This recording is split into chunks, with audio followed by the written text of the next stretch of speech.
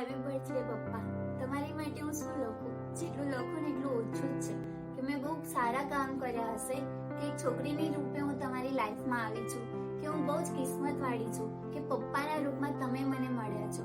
આમ કહેવાય છે કે છોકરીની લાઈફમાં એના રિયલ હીરો એના પપ્પા જ હોય છે અને મારા રિયલ હીરોએ આજે ધમાકેદાર એન્ટ્રી મારી છે લાઈફમાં કે તમને આપવા માટે મારી જોડે કશું જ નથી, પણ ભગવાનને એટલી પ્રાર્થના કરીશ કે મારા ભાગની બધી જ ખુશી તમને આપી દે અને તમારી ભાગના બધા જ દુઃખ મને આપી દે.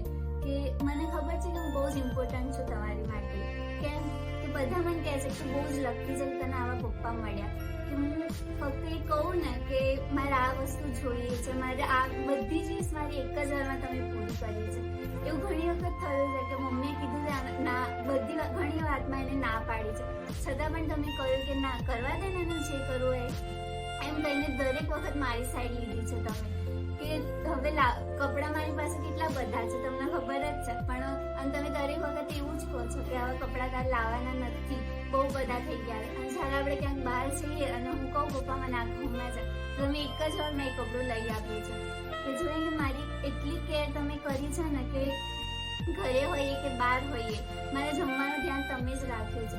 હમણાં આપણે ગયા હતા ટૂરમાં, તો દિવસ રાત જમવાનું તમે જ મને યાદ કર્યા અને ના પાડ્યા છતાં પણ તમે મને પરાણે જમાડ્યું.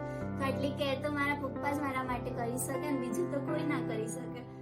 તો બીજું તો શું કહું તમારી માટે, મારા માટે બેસ્ટ પપ્પા છો.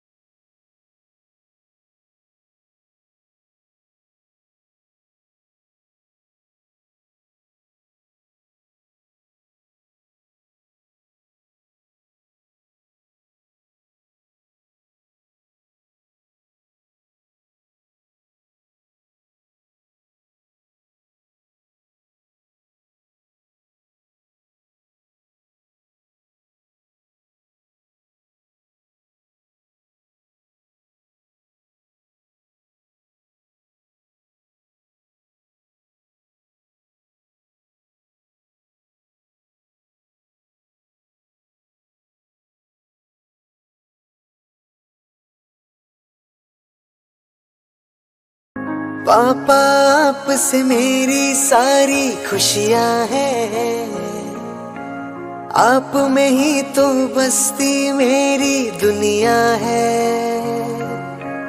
ताकत हो तुम, हिम्मत हो तुम हम सबकी, तुमसे ही महकी जीवन की ये बगिया है। तुमसे ही पापा तुम से ही इस घर का मान तुम ही हो, अभिमान हो तुम पापा, हो सम्मान हो तुम पापा।